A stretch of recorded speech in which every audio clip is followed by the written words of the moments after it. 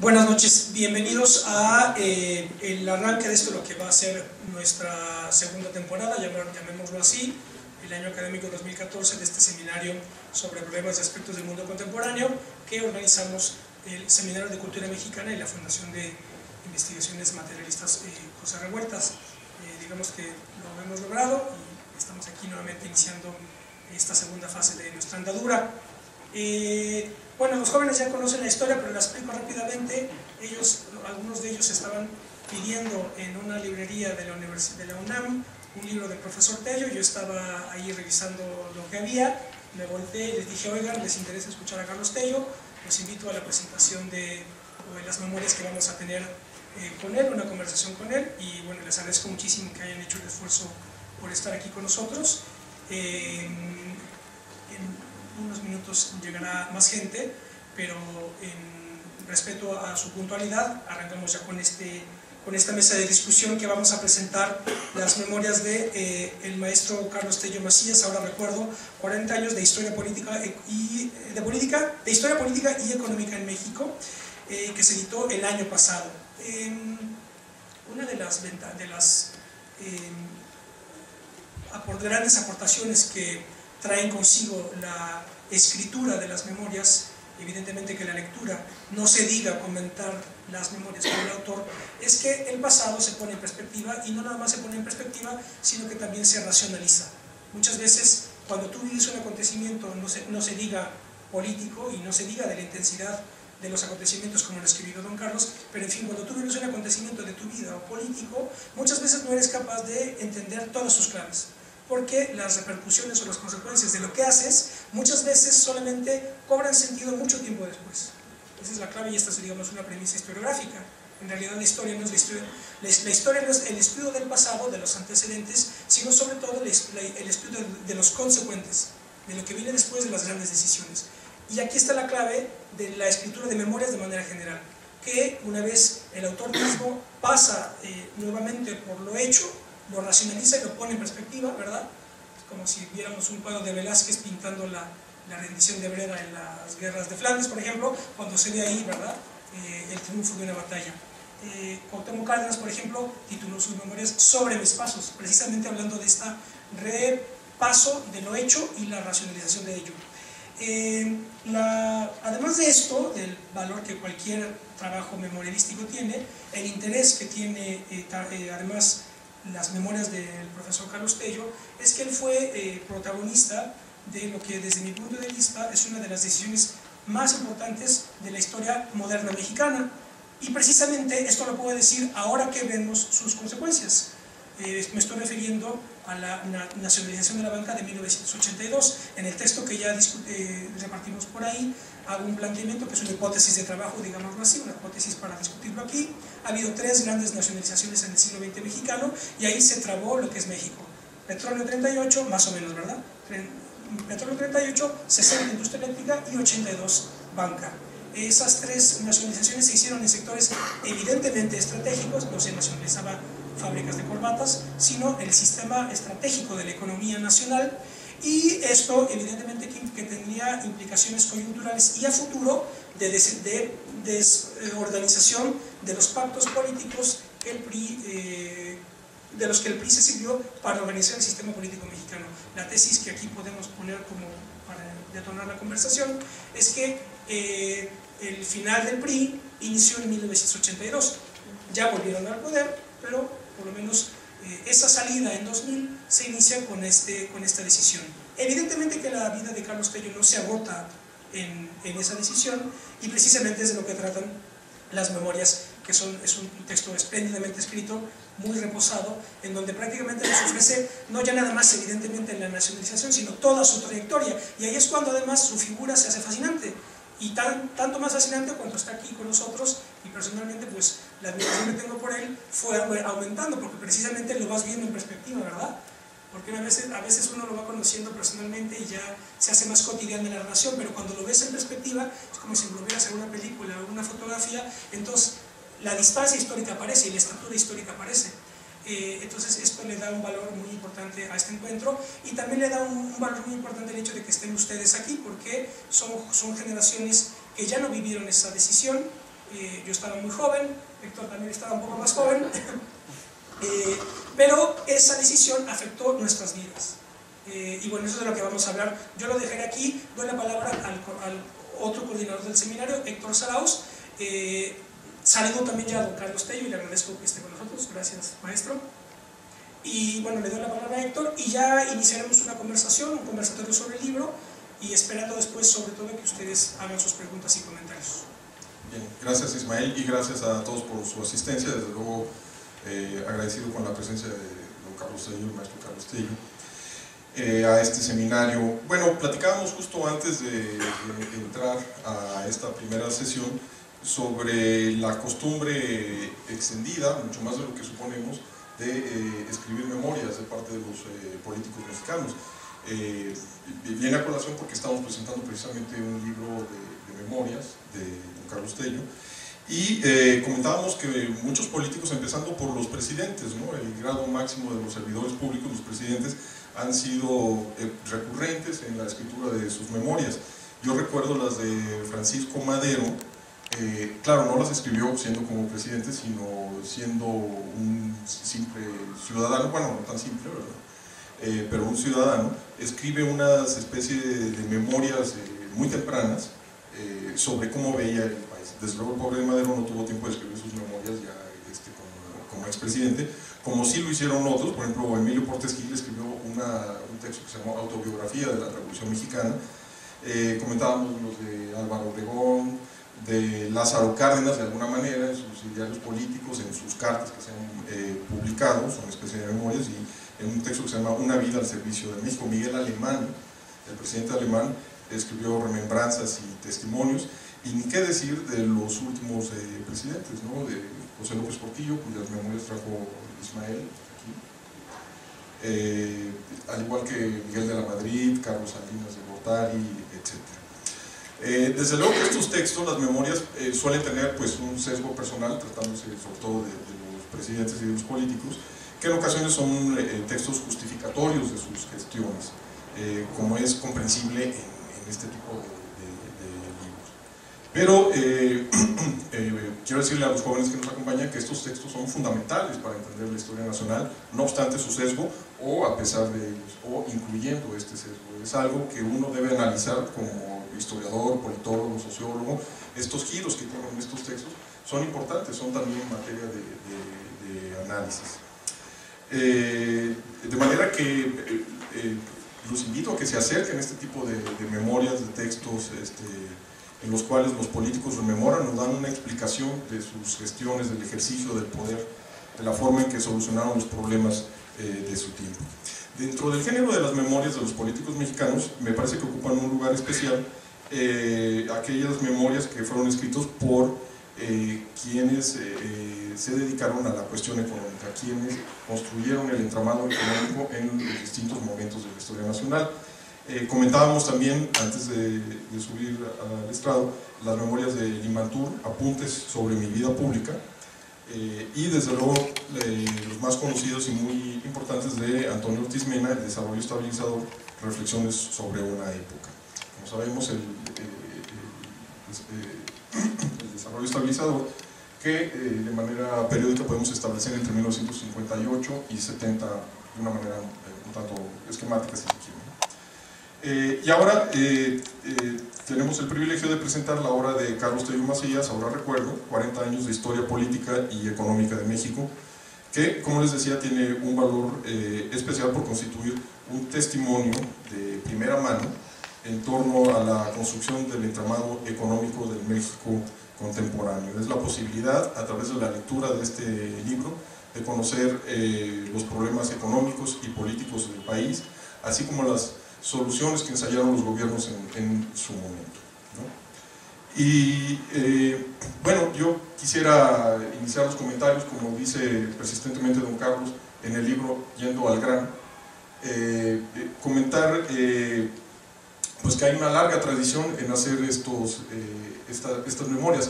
Yo no sé si de alguna manera le inspiró esta tradición a dejar también su testimonio, su visión de los hechos que le tocaron vivir como funcionario público en la Secretaría de Hacienda en algún momento, de Programación y Presupuesto anteriormente y posteriormente como funcionario de la Secretaría de Relaciones Exteriores. Si esta tradición ya surcada por otros funcionarios lo animó a escribir, tomando en cuenta que don Carlos ha escrito anteriormente otros libros como maestro, que es también de nuestra Universidad Nacional Autónoma de México. Como no, en realidad mi padre, que fue secretario de Relaciones Exteriores por más de 10 años, y Manuel, mi hermano, que también fue secretario de Relaciones Exteriores, escribieron sus recuerdos, y eso fue siempre una referencia para mí, el hecho que mi padre y mi hermano hayan escrito sus recuerdos. Y desde luego, de manera más amplia, pues todos estos funcionarios que lo han hecho también. Yo pienso que es importante. No sé cuántos de ustedes les guste el hipódromo o vayan al hipódromo. En el hipódromo hay un dicho que viene mucho al caso. En el hipódromo se dice: oyes, apuéstale en la quinta carrera a este caballo porque viene de la boca del caballo, o sea, viene de la gente que sabe. Entonces pues hay que ponerle el dinero al caballo que dice la gente que viene de la boca del caballo. Esto es algo similar a las memorias. Puede uno estar o no de acuerdo con ellas, pero si uno quiere saber qué le pasó al TLC, que ahora recordamos sus 20 años, bueno, pues vale la pena lo que tiene que decir el presidente Carlos Salinas, que fue quien promovió el TLC y lo puso en acto, y lo cuenta en su libro. Entonces, eso es de la boca del caballo. Eso es de la persona que lo hizo. Y vale la pena pues, tener en cuenta lo que dice él, independientemente de si uno está o no de acuerdo. Me llama a mí la atención y además lo agradecí, que inicia el capítulo 1, los primeros años, y dice: con muchas ganas, optimista, dispuesto a trabajar y convencido de que podía hacer mucho, regresé a México en julio de 1959, a los 20 años, después de vivir 6 y medio en Estados Unidos. Lo que agradecí es que no empezó hablando de su infancia, porque luego es bastante aburrido, no por la de Don Carlos, pero en general. Y yo me acuerdo que, pero esto no nada más es una manía mía, hay dos autores que siempre hablan de eso. André Malraux, que es un escritor francés fundamental, en sus antimemorias decía: suele decirse que la infancia es una época idílica y todo el mundo habla con mucho cariño de su infancia. Yo detesto la mía y por tanto no les voy a hablar de ella. Y entonces inicia sus antimemorias, creo que con un encuentro con De Gaulle. Y el otro autor que hablaba de lo mismo era Trotsky. Trotsky en Mi vida decía: hablar de la infancia como una época, ¿verdad?, de felicidad es una cosa totalmente burguesa. Entonces, desde los dos lados, mejor no hablar de la infancia porque en realidad es un poco aburrido. Entonces, don Carlos inicia hablando de esa... ¿quiere comentar algo? ¿Qué le sugerí? No, lo que sucede, a uno siempre le gusta escribir y contar cosas. Yo tenía un relativamente largo capítulo sobre mi infancia y juventud, pero este es un libro que publicó una editorial Random House Mondadori, que saben su negocio. Digo, es una empresa que sabe su negocio, si no, no sería una empresa, ¿no? Y ellos sugirieron que quitara yo cerca de 50 cuartillas a renglón seguido de mi infancia. ¿Pero cuál fue el argumento? ¿El de Malraux o el de Trotsky? No, el argumento fue que no interesaba, que era comercial, y lo que realmente interesa a los lectores es un libro que, por cierto, se ha vendido mucho, me acaban de entregar 80,000 pesos de regalías por el año, bueno, los 7 meses que ha estado en venta, que yo agradezco mucho, y se han vendido más de 4,000 ejemplares. Entonces, pues me imagino que es porque la cosa interesa. Y por lo visto... Si pone lo de la infancia, igual y se vende más todavía. No, era más voluminoso y a lo mejor costaba más y se vendía menos, no sé, ellos son los técnicos, yo me discipliné. A mí lo que me pareció interesante en todo caso es que aquí el inicio del libro prácticamente marca digamos, la escala o el derrotero en donde se definen las claves de la vida de Carlos Tello, que es la política. Entonces ahí adquiere una tensión y un nervio fascinante, muy atractivo, además está muy bien escrito, y pues que te va dando noticia de la manera en la que las grandes decisiones políticas y su intervención en la marcha política del país y fue lo que iba marcando su rumbo. Sí, la política y la economía, ¿no? Porque don Carlos está ampliamente explicado en el texto, estudió economía y se inserta en el servicio público, sobre todo en labores como economista. Y al respecto yo quisiera preguntarle, la sensación que me deja el libro es de que muchas veces desde la economía, desde la teoría, desde los escritorios, se planean soluciones para los problemas grandísimos que tiene nuestro país en materia económica, bueno, y en muchos sentidos, como podemos constatar hoy día, ¿no? Y que en ocasiones las soluciones y los mejores deseos no son suficientes para llevar a cabo estos planes, porque aparecen otros factores, como pueden ser la política precisamente, la historia, las relaciones internacionales, y el derecho, y otra serie de circunstancias. Yo preguntaría cómo compaginar todas estas disciplinas, circunstancias que se dan, que imperan, que están en torno a las soluciones económicas de un país. Porque yo quiero pensar que todos los funcionarios, o la mayoría de los funcionarios mexicanos, están tratando de solucionar problemas económicos. Hay distintas visiones de cómo hacerlo, y también está ampliamente documentado en el libro.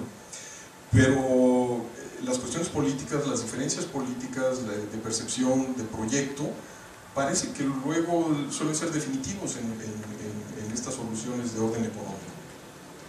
Sí, hay algo que es muy importante subrayar, sobre todo estando ante un público de jóvenes, sobre todo.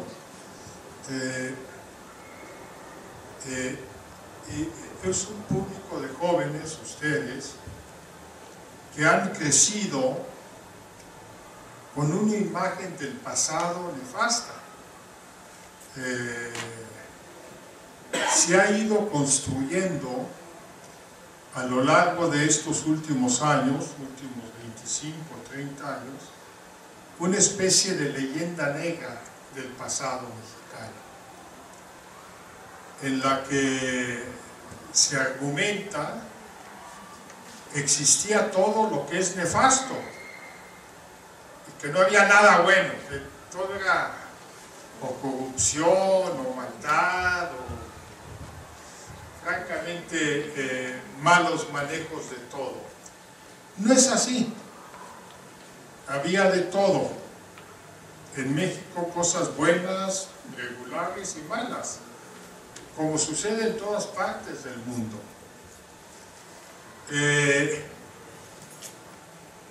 Una de las tareas importantes que se propuso los gobiernos de los presidentes Obregón y Calles fue el de integrar a un país, hacer de muchos países, de muchas regiones que subsistían y actuaban con independencia una de la otra y desde luego con independencia respecto al centro.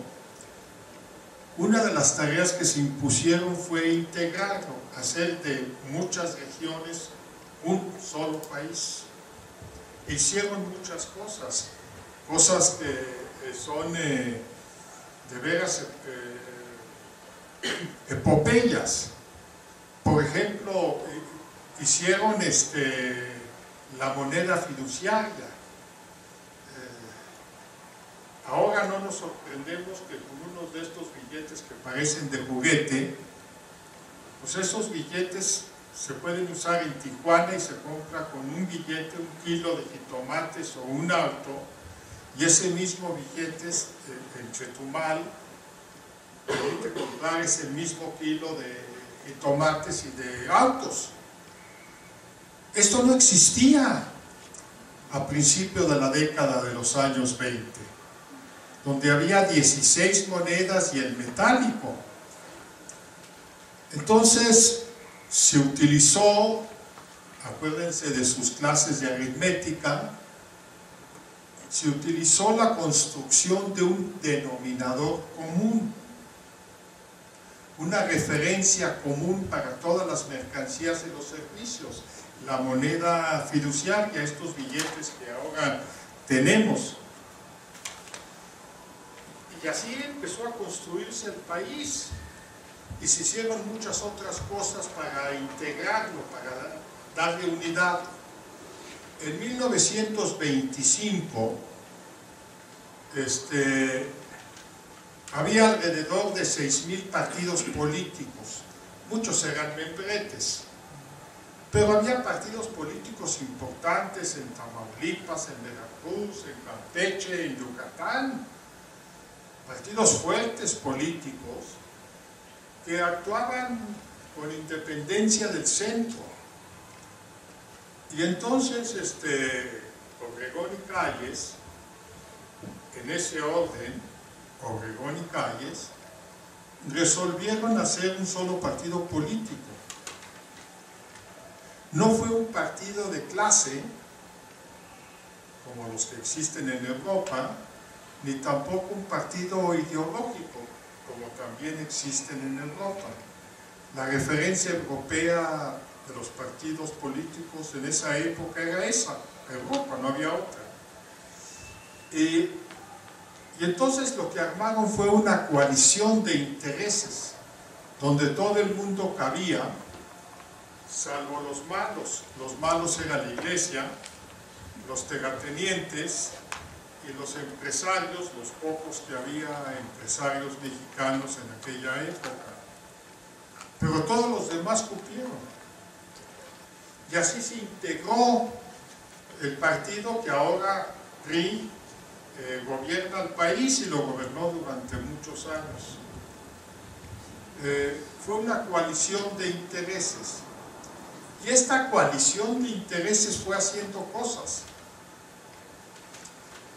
Algunas excelentes, otras regulares y otras malas. En fin, ya dependerá de cómo las personas clasifican las cosas. Pero todas ellas se hicieron en función de lo que en aquel entonces y todavía hoy llamábamos el proyecto de nación que se quería construir. Hoy en día se están haciendo cosas como se hicieron ayer y anteayer en función de un proyecto de nación que se quiere construir, que se quiere llevar a la práctica. Los gobiernos actúan contra la opinión muy generalizada, pero a mi manera de ver, actúan como representantes del pueblo, porque fueron electos por el pueblo. Uno puede argumentar lo que uno quiera, pero al final de cuentas, los diputados que están ahí, yo fui a votar hace un par de años y voté por diputados, senadores y presidente, bueno, y delegado y asambleístas, voté como 20 boletas, igual que ustedes, pero voté. O sea, se supone que ellos, por los que yo voté y finalmente fueron electos, y atiné a casi todos, aquí en el DF, son mis representantes. Y entonces estas personas que nos representan están promoviendo cosas, desde el presidente hasta el último de los asambleístas. Y están actuando, y están construyendo el país que vivimos y que vamos a vivir en los años por venir. Y esto es importante. Esto es importante porque de eso se está tratando. Se está tratando de armar un proyecto nacional de manera continua. Yo en este trabajo, ahora recuerdo, lo que hago es contar las cosas que sucedieron hace décadas y que se fueron poniendo en práctica y que tuvieron distintas consecuencias y resultados. Pero estábamos convencidos, de otra manera no los hubiéramos hecho, de que lo que estábamos haciendo era lo correcto y lo que era necesario. He dado vueltas alrededor del planteamiento, pero lo que quiero subrayar es que las cosas no caen del cielo.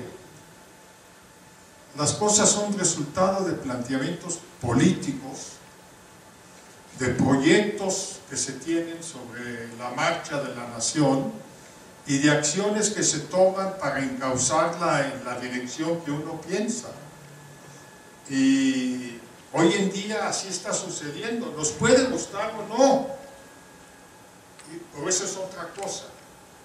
Ese es otro el planteamiento. Los que gobiernan, los que mandan, están imponiendo una agenda, un proyecto que ellos piensan que es el correcto, y por lo visto, fíjense que no hay mejor argumento que ese, por lo visto. Es para mí el argumento contundente. Por lo visto nadie está en contra, o por lo menos muy pocas personas están en contra. Curiosamente, si uno ve lo que sucede en el Congreso, de repente vota el 100% a favor de una cosa, o el 90 y pico %. O sea, las fuerzas políticas representadas en nuestro Congreso votan a favor. Y votan porque, por hipótesis, nunca les he preguntado, pero votan porque piensan que es lo correcto. Si no, no lo harían. Hay gente que piensa que no y dice que no, pero el grueso vota por eso. Entonces, es importante, a mi manera de ver, tener en cuenta esto. Tenerlo en cuenta hoy y ayer. Entonces es un proceso largo de construcción de una nación cada vez más sólida, cada vez con mayores problemas, algunos problemas abismales que lo sacan a uno totalmente fuera de onda, pero es lo que tenemos y es muy importante conocerla. No hay nada más importante a mi manera de ver, y lo digo sobre todo dirigiéndome a los jóvenes que están aquí, no hay nada más importante que conocer la historia de México, su geografía,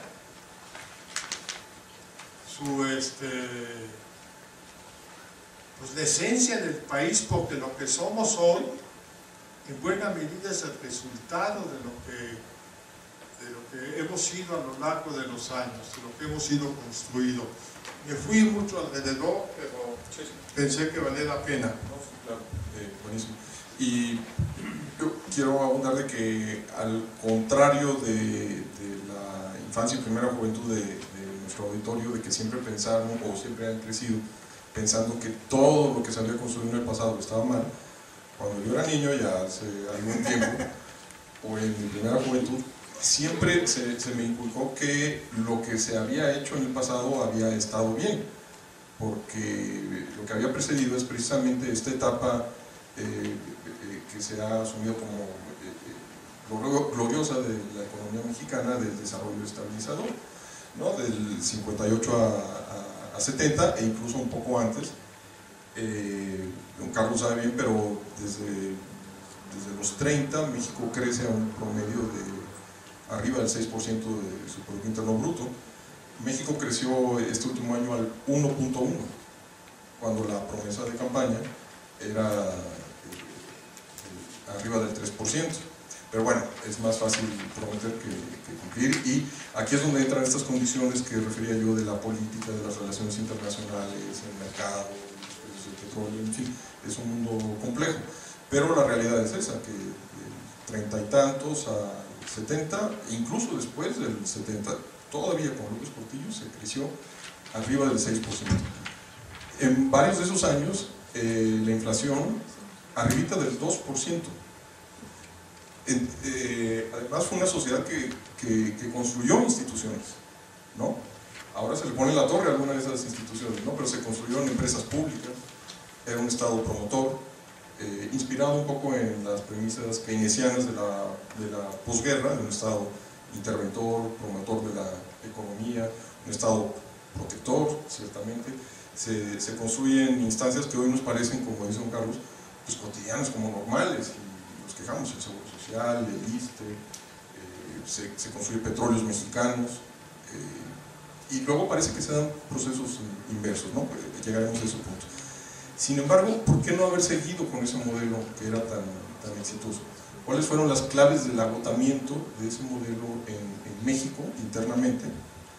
Porque en otros contextos internacionales hubo países que siguieron creciendo, específicamente Japón, Alemania, Corea, siguieron creciendo a esos porcentajes todavía años después. Y por último, con relación a este mismo momento de la economía nacional, de este periodo histórico nacional, ¿por qué o señalar que no obstante los éxitos en términos macroeconómicos que tuvo México, indudablemente, hubo limitaciones en los aspectos sociales, que se mostraron, bueno, en algunas movilizaciones que, aunque no eran mayoritarias, pero estaban ahí, ¿no? También yo pienso que la sociedad no siempre expresa de manera clara sus inconformidades, pero pueden estar ahí latentes, ¿no?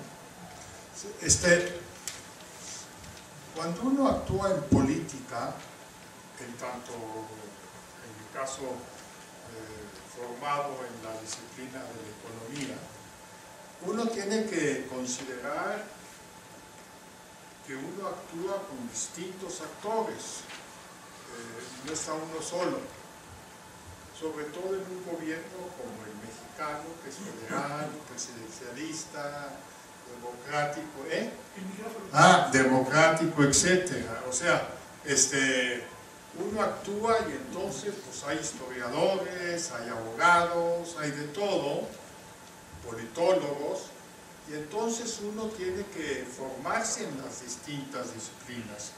Ojo, no se trata de ser experto en todas, pero sí tener conocimientos y poderse mover en un mundo multidisciplinario.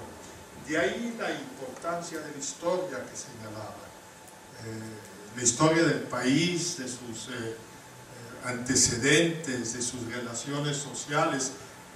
No hay que olvidar que al final de cuentas el desarrollo no es de las cosas, sino de las personas y de las relaciones que las personas establecen a lo largo de su vida en la tarea de producir e intercambiar bienes o servicios. En el caso de los políticos como yo, servicios, es lo que intercambiamos. Entonces tiene uno que tener cierta formación general. Es por esto que en las distintas disciplinas que se estudian hay materias de carácter general, como la historia, la geografía, el derecho, me refiero dentro de la economía, ¿no? Que es fundamental conocer nuestra Constitución, por ejemplo, que es básico. Esto es una cosa que quería yo subrayar. La otra tiene que ver con el planteamiento reciente.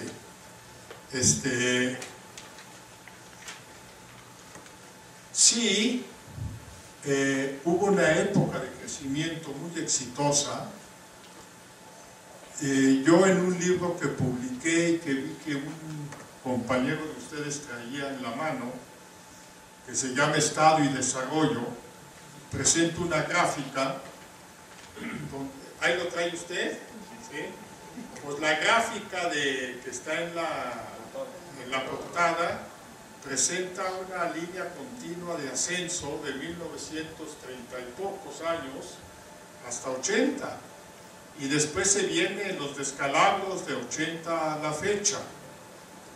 Fue una expansión continua, acelerada,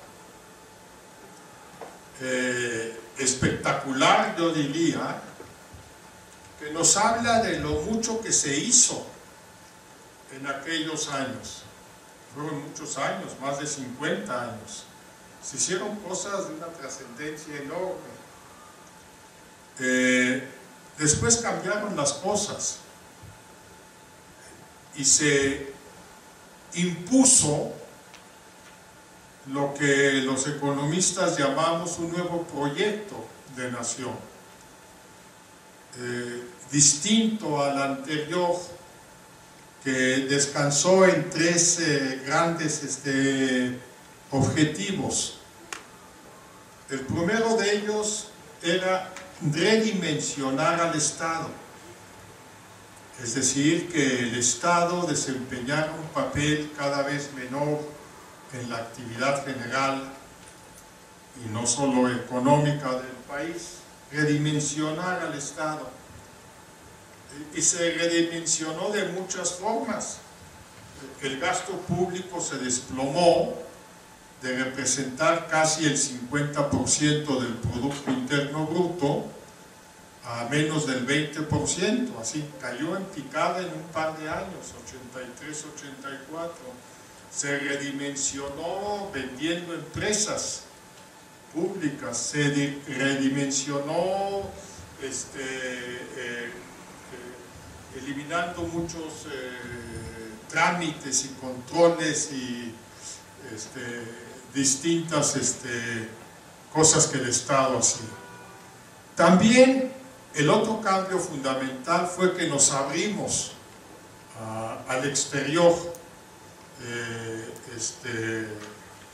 Pasamos de ser una economía particularmente cerrada a una de las más abiertas en un abrir y cerrar de ojos. Después vino ya otras cosas como el Tratado de Libre Comercio de América del Norte, etc. Pero junto con redimensionar al Estado y la apertura, vino después, o de manera simultánea si se quiere, toda una redefinición del sistema financiero,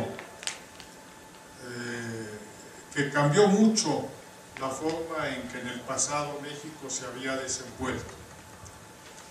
Estas tres reformas se han estado instrumentando, ahora se siguen instrumentando, y son las que han ordenado el desarrollo.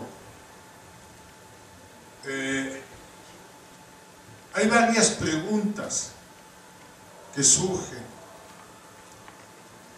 algunas sugeridas hace un momento. ¿Qué fue lo que sucedió que hiciera que se cambiaran las cosas?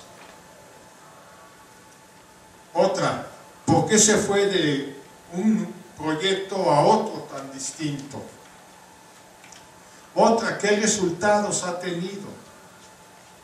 Si uno va a evaluar, como debe uno hacerlo, por resultados, la política, bueno, entonces hay que ver cuáles son los resultados de los últimos 30 años y los resultados anteriores.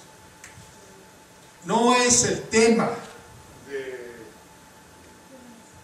de esta plática, hacer este análisis. Lo que sí es el tema es que está muy consciente de que el cambio se dio en estas tres direcciones: la de la apertura, la de redimensionar al Estado, la del sistema financiero, y que este cambio se dio y se puso en marcha en 83 y llevamos 30 años poniéndolo en marcha, y que ha dado los resultados que ha dado. Y esto, claro que hay que analizarlo, porque la pregunta que uno se hace, o que uno debería hacerse, es: después de 30 años de una política, ¿debemos o no continuar por el mismo sendero, por el mismo camino? Eso es lo que debería llevarnos a la reflexión. Yo pienso que no, pero pues eso es lo que yo pienso. Lo que importa es lo que cada uno de ustedes piense. Y ahí estamos. Al final de cuentas estamos en un país que le ha ido muy mal. Déjenme darle 3 datos. Solo 3 datos. Más de 2/3 partes de la población que trabaja lo hace en el mercado informal. ¿Saben ustedes cuál es la característica fundamental del mercado informal? No saber qué va a suceder mañana. No saber si voy a vender más chicles o menos, si voy a limpiar más o menos parabrisas, si voy a hacer de franelero a 5 coches o a ninguno. No saber qué va a suceder mañana es la característica fundamental de la informalidad. Y eso le da a más de 6 mexicanos de cada 10 que trabajan una terrible inseguridad. Yo diría incluso angustia. Ese es un dato que es importante tener presente. La gente en la informalidad sobrevive. No estoy hablando de los gángsters de la informalidad, o sea, el dueño de la fábrica que hace las películas y se las manda a los cuates para que la vendan, o del cuate que controla el crucero Insurgentes Altavista y que controla a los 20 muchachos que están limpiando los parabrisas, porque no es cuestión de que uno llegue y se sale, ¿no? Ahí hay una lucha por el poder y el espacio bestial. Esos gángsters sí ganan, pero el 99% que no lo es y que está en la informalidad vive una vida muy dura. Segundo dato, se habla, yo acabo de leer un discurso del presidente Peña Nieto, de que México es un mercado de 110 millones de habitantes. No es cierto. El mercado de México lo constituye menos de 20 millones, de acuerdo con las cifras de Coneval, que son las personas que están por encima de los extremos de pobreza. Los demás sobreviven, no pueden considerarse mercado. Claro, 20 millones es mucho, no digo que sea poco, pero ese es el verdadero mercado, no los 110. Las condiciones generales de existencia de más de 90 millones de mexicanos son de veras malas. La informalidad, la pobreza. La otra cosa es la enorme fragilidad de varias cosas. La fragilidad del sistema fiscal, la fragilidad de nuestras relaciones económicas con el exterior, la fragilidad del sistema financiero. Es decir, tenemos una serie de circunstancias que de veras nos limitan y nos hacen débiles, nos hacen frágiles. Entonces, ahí estamos desenvolviéndonos, muchas veces sin tener plena conciencia de lo que sucede, ya no digamos en el país, que se tiene muy poca, sino de lo que sucede en nuestra colonia. Entonces ahí hay que ser muy rigurosos en nuestro análisis. ¿En qué país vivimos y cuáles son sus circunstancias? Y solo así vamos a poder, a mi manera de ver, tener una argumentación sólida, inteligente, razonable. Porque de eso se trata, de poder platicar y de poder conversar, y de poder platicar y conversar con ideas, con argumentos, con solidez. Y en eso están ustedes y yo también. Me refiero a ustedes en tanto estudiantes. Hablando de el arco temporal que abarca el libro, 40 años de historia política y económica en México, a mí me llamó la atención también, como Héctor comentaba, lo del desarrollo estabilizador, y la pregunta, digamos, que está flotando en el ambiente es, pues, ¿qué es lo que pasó con este país para que llegara al estado actual? Una de las tesis que se planteó al inicio de la charla era que precisamente aquella decisión tan importante fue una de las claves, quizá no la única, pero una de clave decisiva para detonar una serie de contradicciones que venían dándose al interior del Estado mexicano. Yo lo que quería señalar, y sirve un poco señalar el año en que pone don Carlos, que llega a México, ¿verdad?, después de Estados Unidos, haber estado 6,5 años en Estados Unidos, llega en 1959, que digamos que es más o menos cuando el desarrollo estabilizador empieza a cobrar más o menos consistencia, hasta los 70. Él llega en el 59 y se incorpora, y aquí hay que hacer un paréntesis, hay que hacer esta distinción entre, y no lo digo peyorativamente, sino analíticamente, una distinción entre lo que es la clase política y además la burocracia. No lo digo negativamente, sino como categoría de análisis económico y social, porque este libro está fundamentalmente dado en ese plano, en el plano de la organización de una clase política y sobre todo de la burocracia, la administración, de la administración pública. Por eso, a mis alumnos de políticas públicas, pues les digo, este es un manual espléndido para ver cómo se hace una carrera dentro de la administración pública.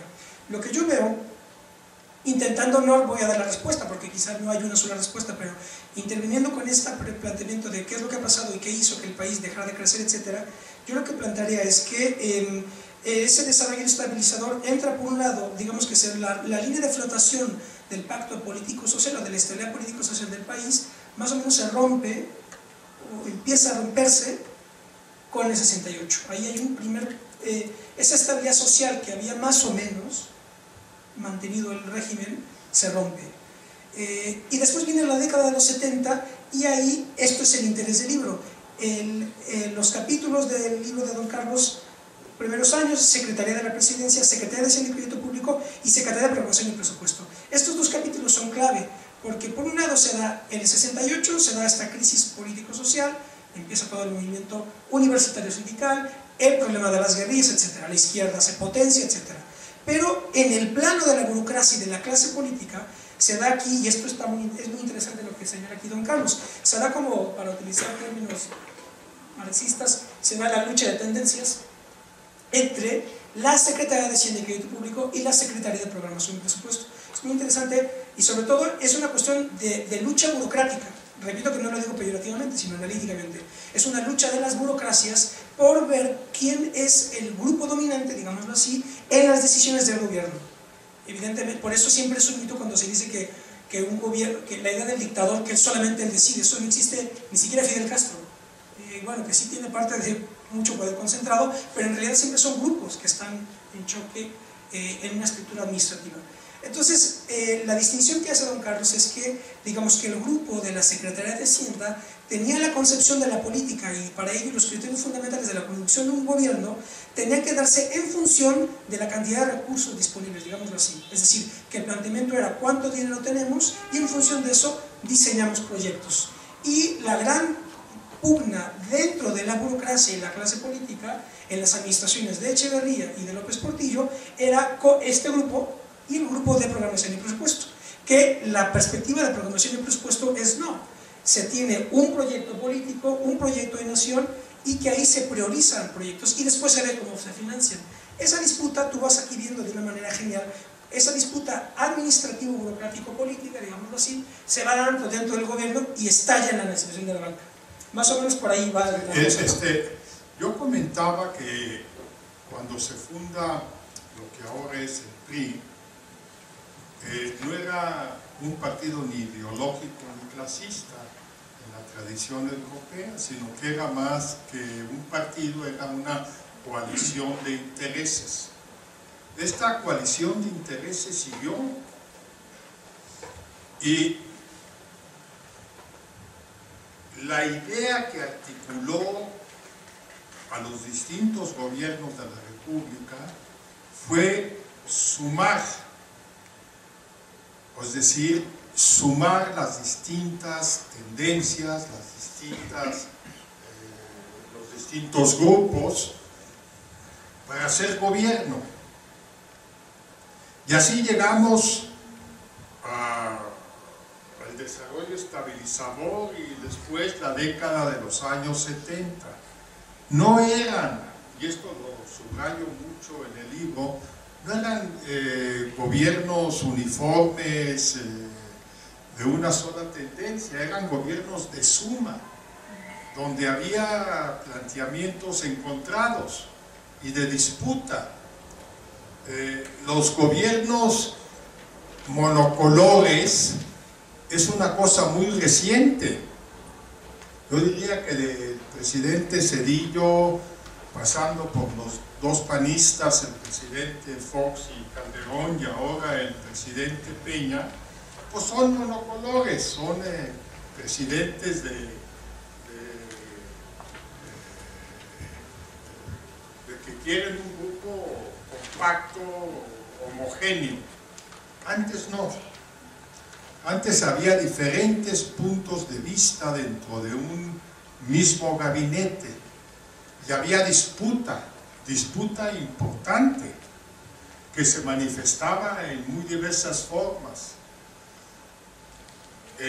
A lo largo de la década de los años 70, yo escribí un libro sobre el particular que se llamó La disputa por la nación, donde analizo esto, donde analizo los diferentes grupos dentro del gobierno y cómo se estaban disputando literalmente la nación, el rumbo de la nación, la marcha del país.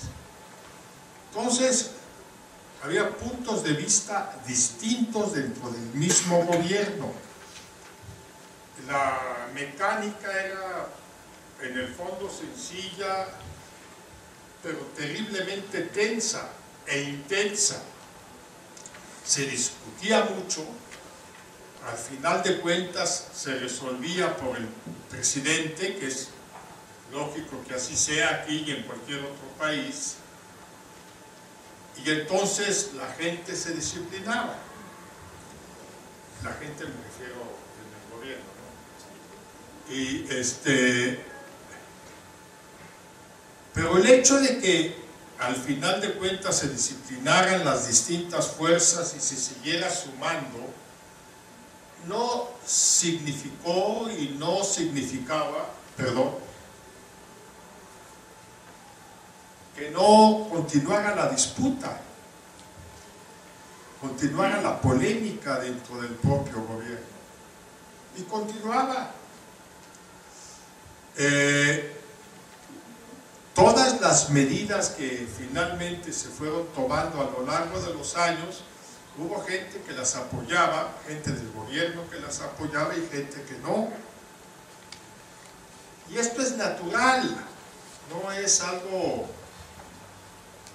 único en México, es natural. Es decir, en el fondo, lo que estoy diciendo es que en México siempre hubo gobiernos de coalición, dentro del propio PRI, dentro del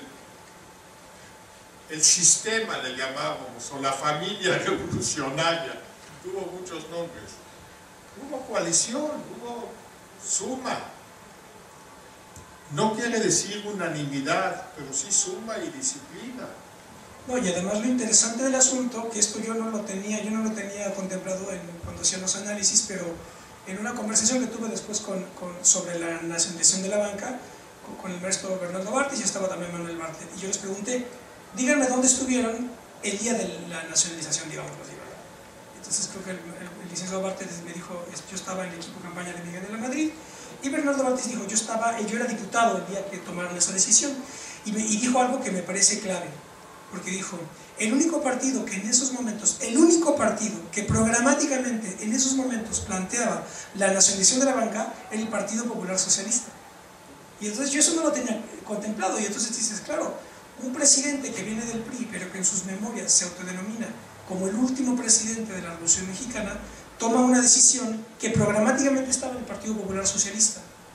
Eso da un poco señala las variables que estaban en juego y da un poco índice de por dónde iba este gobierno, porque un poco la leyenda negra, que yo la repudio en realidad, totalmente, la idea de los 70 años del PRI me parece un borrón, un trazo totalmente burdo de la historia política. No puede ser que en 70 años esto fue un paréntesis, ¿verdad?, de oscuridad. Eso es falso, es muy pernicioso además manejarlo, porque impide que veas la distinción que puede existir entre Lázaro Cárdenas, ¿verdad?, Adolfo López Mateos, López Portillo, Salinas de Gortari, etc.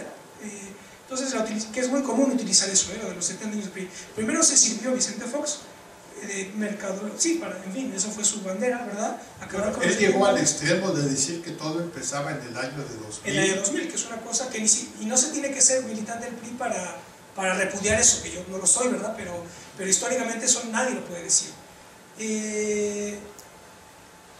Claro, y bueno, ese era mi comentario, me quedé un poco perdido, pero... No, bueno, aquí la idea esencial es que se trabajó, se hicieron cosas,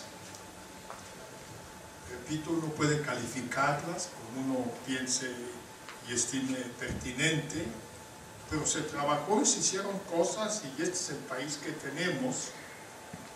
Y luego vino esta reacción, este cambio de proyecto que se pone en práctica a partir de 1983 con el gobierno del presidente de la Madrid y luego los que han seguido hasta la fecha, y que tienen otra idea de las cosas.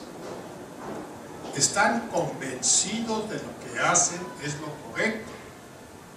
O sea, aquí no es una cuestión de malos y buenos, ¿no? Es una cuestión de que todos son buenos, a mi manera de ver, pero que tienen distintas ideas de lo que debe ser el país.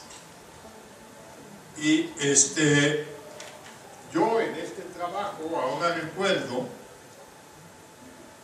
lo que hago es recoger esos años donde yo tuve para mí el privilegio de trabajar en el gobierno en posiciones de importancia, para construir lo que se construyó en aquella época.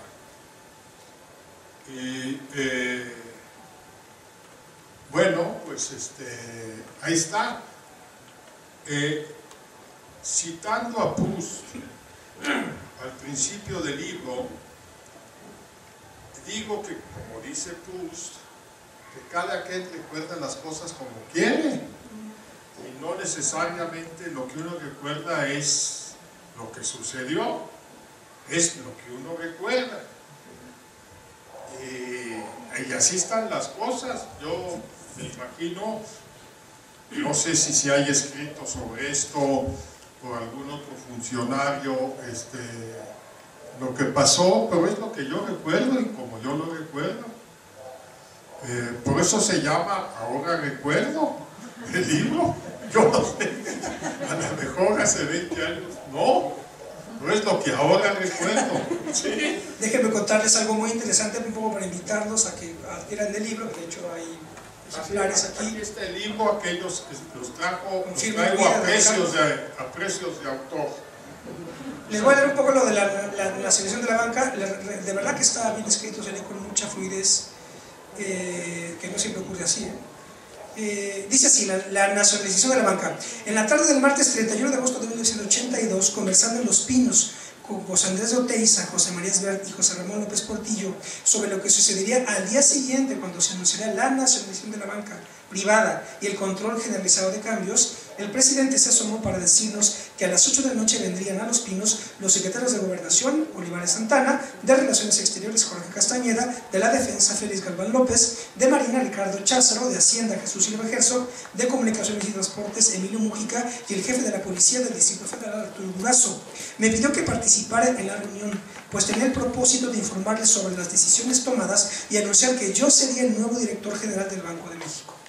Le pidió a José Ramón que por favor se trasladara a las oficinas de Miguel de la Madrid para que a la misma hora le informara sobre todo ello. Les preguntó a José Andrés y a José María si querían asistir, pero comentaron que era preferible no hacerlo. Se quedarían en el salón donde platicábamos y al terminar la reunión conversaríamos todos. Después de hacer una breve y lúcida exposición sobre la situación económica y política que vivía el país, el presidente informó sobre la decisión de nacionalizar la banca y establecer el control de cambios, que lo anunciaría al día siguiente durante el informe de gobierno. Tomó a todos, incluyendo al secretario de Hacienda, por sorpresa. Jorge Castañeda y Emilio Mújica se levantaron, aplaudieron y felicitaron al presidente. Los secretarios de Gobernación, de la Defensa y de la Marina expresaron su solidaridad y solicitaron instrucciones. El presidente pidió que se bloqueara con personal del Ejército, la Marina y la Policía los accesos a los bancos. A Emilio Mújica le pidió que hiciera lo mismo en el área de las telecomunicaciones. Al profesor Olivares Santana que estableciera contacto con la dirigencia del PRI y con los gobernadores de las entidades federativas. Al de Relaciones Exteriores que se informara a los embajadores y cónsules generales sobre las medidas tomadas y las razones que llevaron al gobierno a hacerlo, tomándolas del informe de gobierno, pues ahí estaba toda la información y la argumentación. Jesús Silva Herzog, confundido, de inmediato salió de Los Pinos. Después supe que se dirigió a las oficinas de Miguel de la Madrid. Les voy a contar algo que me permite contar, bueno, que está aquí en las memorias. Después que me lo recordó ahorita don Carlos, una vez que Miguel de la Madrid es presidente de la República, envió un mensaje, así como dice aquí que López Portillo avisó al canciller que avisara al servicio exterior, digámoslo así, me contó don Carlos, y está aquí en el libro, que Miguel de la Madrid hizo lo propio cuando fue presidente de la República, pero el mensaje fue que en todas las cancillerías del país, del exterior, en todas las oficinas de Relaciones Exteriores de México, no contrataron a Carlos Tello por la decisión que había tomado. Hay otra anécdota que yo también suelo contar.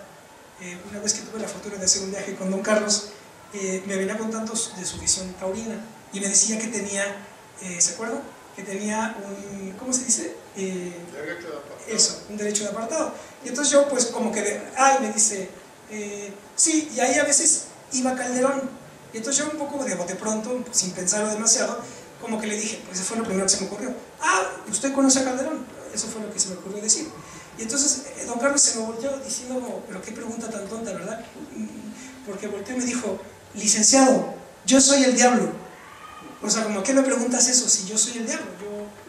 Por esa decisión que tomó. Déjenme leerles ahora rápidamente, no creen que me voy a extender demasiado en las parrafadas, pero lo que dice López Portillo, el testimonio de Tello ya está aquí, y hay varios ejemplares, y ahora lo que cuenta López Portillo. Un poco para ver ahora, a la distancia, analizarlo, ¿verdad? Porque aquí ya vemos de distintas generaciones, los que lo vivieron, mi padre, mis padres, etc. Y los que no lo vivimos, bueno, yo estaba más joven, y los que prácticamente no estaban aquí. Dice López Portillo, voy a entrar así, aquí, a esta parte. Dice, poco podía hacerse en un sistema de libertad cambiaria, dolarizado por una banca interesada en sobrevivir manejando valores extranjeros, en un clima de desconfianza acentuado, cultivado por fuerzas internas y externas que se conjuntaban hacia la desestabilización del régimen. Como lo he dicho otras veces, el derecho de propiedad conjugado con la libertad cambiaria propicia la fuga de capitales y legalmente creo que poco puede hacerse sin cambiarlo de raíz. Que la principal característica de una crisis es la falta de coincidencia entre los intereses privados, legítimos si se quiere, y el interés público también legítimo, pero no suficientemente protegido y sin capacidad del Estado para resolver la contradicción sin cambiar la composición de fuerzas. Ordené entonces se proyectara una ley que gravara los capitales mexicanos en el extranjero, incluidos los inmuebles, y traje otra vez a mi intención el proyecto de nacionalizar la banca y de establecer el control de cambios. Llamé entonces a Carlos Tello y le encargué que con toda discreción y bajo su personal responsabilidad preparara los proyectos completos con decisiones sustanciales, instrumentales y estratégicas. Carlos Tello era una persona de mi total confianza, especialmente preparado para instrumentar la decisión porque era un convencido de ella. Y no me equivoqué. Para mayo del 82 disponía yo de anteproyectos que empecé a revisar personalmente con el apoyo fundamental y único de discretísimo don Carlos Vargas Galindo. Para junio del 82 los proyectos estaban listos. La mecanógrafa era Alicia, mi hermana, la discreción absoluta y garantizada. Yo esperaba solo la ocasión. Reconocía yo el riesgo de la acción tardía, pero estas graves decisiones requieren de mucha maduración y estudio para dar un golpe fundamental a los vicios del sistema. No me iba a dar por vencido. Sí. Esto es lo que cuenta López Portillo. Sí, de mucha maduración, dice, pero yo le pregunto a don Carlos, ¿qué tan viable era la nacionalización bancaria, tomando en cuenta que ya estaba nombrado el sucesor, el candidato del PRI a la presidencia, Miguel de la Madrid, quien era ostensiblemente adverso a esta decisión? Es decir, da la impresión de que era una decisión que nacía muerta, puesto que era previsible que el siguiente presidente, como en efecto sucedió, iba a dar marcha atrás o iba a limitar las funciones de una banca nacionalizada, como queda expresado en el libro. En ese sentido, ¿cuáles eran las intenciones de López Portillo? ¿No midió algo que parece evidente ahora, esta vuelta atrás por parte del gobierno de Miguel de la Madrid?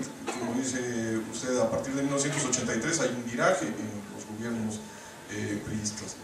No fue extemporánea la nacionalización, incluso se decía de que había sido un desplante de López Portillo, no una decisión meditada, como en efecto aparece aquí en las memorias. Cuando se hizo un estudio, se narra cómo hay varias opciones. Me hace pensar también la nacionalización petrolera. No se levanta un día un presidente y decide, bueno, pues, quiero pasar a la historia y toma esta decisión, sino que es una serie de consideraciones y hay un plan A, B, C, D y hasta un quinto plan, que en este caso fue la nacionalización bancaria. Pero pareciera que había sido un desplante para pasar a la posteridad.